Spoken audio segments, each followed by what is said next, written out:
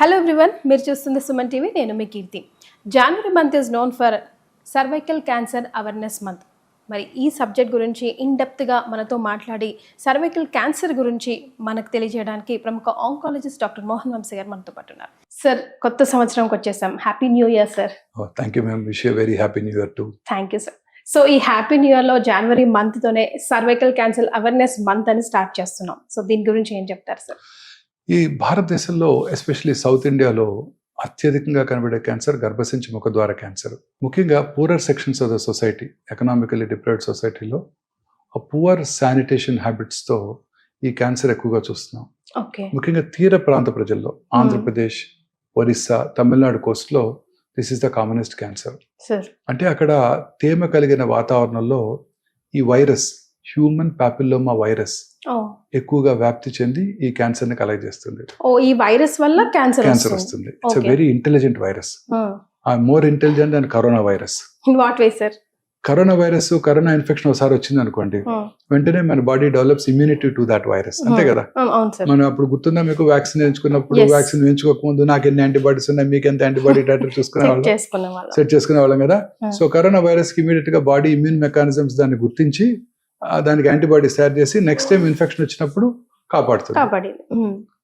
ఈ virus, human పాపిలోమావిరిస్ virus ఎంత smart అంటే అది ఇంట్రా సెల్యులర్ గా ఉంటుంది, సెల్ లోపల ఉంటుంది, మన బాడీ ఇమ్యూన్ మెకానిజమ్స్ కి అందదు. సో తద్వారా బాడీ యాంటీబాడీస్ తయారు చేయలేదు ఆ వైరస్ కి. సో రిపీటెడ్ గా వైరల్ ఇన్ఫెక్షన్ వస్తుంది గర్భసంచి ముఖ ద్వారా సర్వైకల్ ఎపిథీలియం మీద. దాని మీద రిపీటెడ్ ఇన్ఫెక్షన్స్ తో అక్కడ క్యాన్సర్ డెవలప్ అవుతుంది. ఓకే, సో మరి ఎలాంటి సిమ్టమ్స్? ఈ వైరస్ ఏమవుతుందంటే ఆ సెల్ లోపలే ఉంటుంది, అందువల్ల ఇమ్యూన్ మెకానిజమ్స్ కి దొరకదు. సో ఎటువంటి సిమ్టమ్స్ కూడా లేట్ స్టేజెస్ లో తప్ప పెద్దగా సిమ్టమ్స్ కూడా ఏముండవు. అందరు స్త్రీలు కూడా ఆ సిమ్టమ్స్ నెగ్లెక్ట్ చేస్తారు. సో సిమ్టమ్స్ ఏంటంటే ఆఫుల్ స్మెల్ తో ఉన్న డిశ్చార్జ్, లేకపోతే పోస్ట్ కాయిటల్ బ్లీడింగ్, తర్వాత ఇంటర్మెన్స్ట్రల్ బ్లీడింగ్ అంటే పీరియడ్స్ కి మధ్యలో బ్లీడింగ్ అవటం, బ్లడ్ తో పాటు స్మెలీ వైటిష్ మెటీరియల్ రావటం, లో grade abdominal pain, lower abdominal pain, ఇవి ఈ వార్నింగ్ సిగ్నల్స్ అన్నమాట. చాలా మంది స్త్రీలు వీటిని నెగ్లెక్ట్ చేస్తారు. వైట్ డిశ్చార్జ్ చాలా మందికి ఉంటుంది, బ్లడీ డిశ్చార్జ్ ఉన్నా పెద్దగా పట్టించుకోరు. పోస్ట్ కాయిటల్ బ్లీడింగ్ చూసుకోరు. చాలా మంది లేట్ స్టేజ్ లోనే డాక్టర్ దగ్గరికి వస్తుంటారు. సో ఈ చిన్న సిమ్టమ్స్ ని అశ్రద్ధ చేయకూడదు. సార్, మరి లేట్ స్టేజ్ లో వచ్చిన వాళ్ళు సర్వైవ్ అవ్వడానికి ఎంతవరకు ఛాన్సెస్ ఉంటాయి? ఏ స్టేజ్ లో వచ్చిన వాళ్ళ కేసెస్ మీరు చూసారు and they are happily living now? ఒక best part of this cancer ఏంటంటే ఇది శరీరంలో ఇతర భాగాలకు ఎక్కువగా పాకదు. ఉదాహరణకి breast cancer, lung cancer, colon cancer, stomach cancer, అలాగే లివర్ క్యాన్సర్, ఇవన్నీ ఏమవుతాయంటే లింఫాటిక్స్ ద్వారా లింఫ్ నోడ్స్ కి, బ్లడ్ వెసల్స్ ద్వారా శరీరంలో ఇతర ఆర్గన్స్ కి పాకిపోతాయి. ఈ గర్భసంచి ముఖ ద్వారా క్యాన్సర్ జనరల్ గా స్లోగా పెరుగుతుంది. చాలా తక్కువ మందిలో ఇది శరీరంలో ఇతర భాగాలకు పాకుతుంది. చాలా సార్లు లోకల్ గా పెరుగుతూ ఉంటుంది, పక్కన ఉన్న యూరినరీ బ్లాడర్ ని పర్ఫరేట్ చేస్తుంది, యూరిన్ లీక్ అవుతుంది, అప్పుడు వస్తారు డాక్టర్ దగ్గరికి.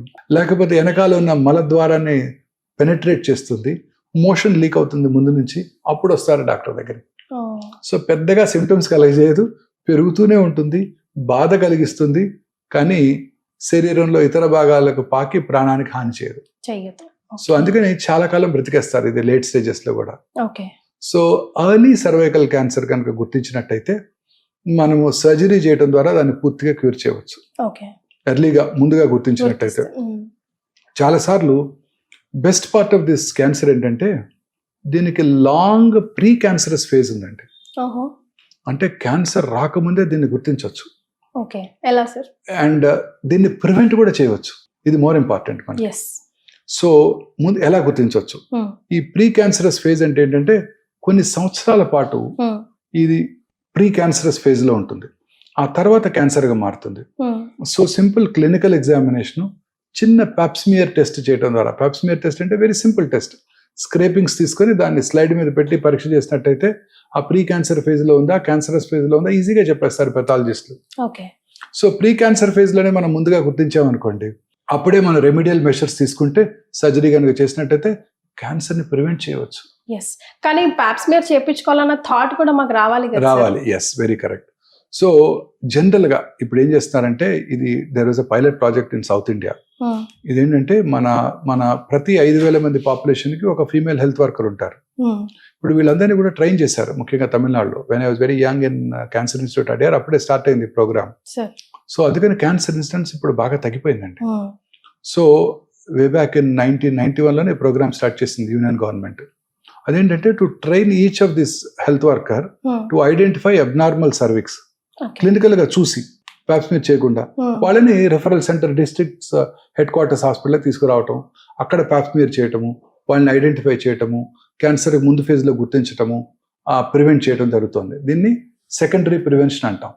అంటే క్యాన్సర్ రాకముందే దాన్ని గుర్తించి క్యూర్ చేసుకోగలటం. So this is quite possible. మన ప్రజలందరికీ ఇది వెరీ సింపుల్ టెస్ట్, ఇన్ఎక్స్పెన్సివ్. మన ఎవ్రీ గైనకాలజిస్ట్ వాళ్ళ ఆఫీస్లోనే పరీక్ష చేసేయగలరు. కానీ చేయమని కూడా ఈవెన్ పేషెంట్ చెప్పాలి, లైక్ పీపుల్ చెప్పాలి, అండ్ గైనక్ కూడా సజెస్ట్ చేయాలి కదా సార్, చేసుకోండి పలానా టైంకి అని. ప్రతి gynaecologist they are aware now.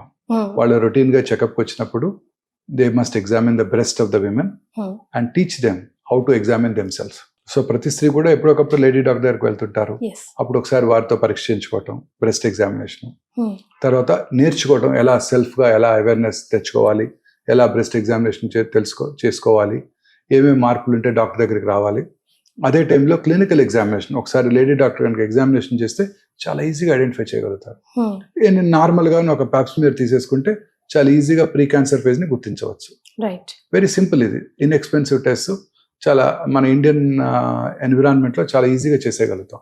తద్వారా దీన్ని గుర్తించవచ్చు. దీన్ని సెకండరీ ప్రివెన్షన్ అంటాం. దీనికి ప్రైమరీ ప్రివెన్షన్ కూడా ఉంది. ప్రైమరీ అంటే అసలు రాకుండా చేయటం, అది వ్యాక్సినేషన్. ఈ మనకి కాజ్ అండ్ ఎఫెక్ట్ తెలుసు. హ్యూమన్ పాపిలోమాటస్ వైరస్ ఇన్ఫెక్షన్, దీనివల్ల వచ్చే ఎఫెక్ట్ క్యాన్సర్ సర్విక్స్. సో అందుకని సైంటిస్టులు దీనికి వ్యాక్సిన్ కనుక్కున్నారు. సో ఈ వైరస్ వెరీ స్మార్ట్. బట్ ఈ వ్యాక్సిన్ ఏం చేస్తుందంటే మనలో, మన స్త్రీలలో, పిల్లల్లో, ఆడపిల్లల్లో ఇమ్యూనిటీని పెంచుతుంది. పెంచి it make sure that repeated viral infections do not అక్కర్. రిపీటెడ్గా వైరల్ ఇన్ఫెక్షన్స్ రాకపోయినట్టయితే మనము ఆ క్యాన్సర్ని ప్రివెంట్ చేయవచ్చు. సో చాలా సింపుల్. 10 to 12 years రాగానే ఈ వ్యాక్సిన్ కనుక మనం ఇచ్చేసినట్టయితే మన పిల్లలందరికీ, ఆడపిల్లలందరికీ సెల్ ఫోన్ కొనివ్వకుండా అదే కాస్తో ఈ వ్యాక్సిన్ కనుక ఇచ్చినట్టయితే పూర్తిగా మనం మసూచిని, పోలియోని ఎలా ఎరాడికేట్ చేసామో అలా ఈ క్యాన్సర్ని కూడా ఎరాడికేట్ చేసుకోవచ్చు. సార్ ఇప్పుడు రాని జబ్బులకు ఎందుకు వ్యాక్సినేషన్ అని జరుగుతున్న డిబేట్కి మీ word? This is a very common problem అండి సౌత్ ఇండియాలో. ఇది రాని జబ్బు కాదు, ఇది ఖచ్చితంగా చాలా కామన్ ప్రాబ్లం. ఛాన్సెస్ ఎక్కువగా ఉన్నాయి. ఈ ఒక్క వ్యాక్సిన్ అతి తక్కువ ఖర్చుతో ఇప్పుడు అందుబాటులో ఉంది.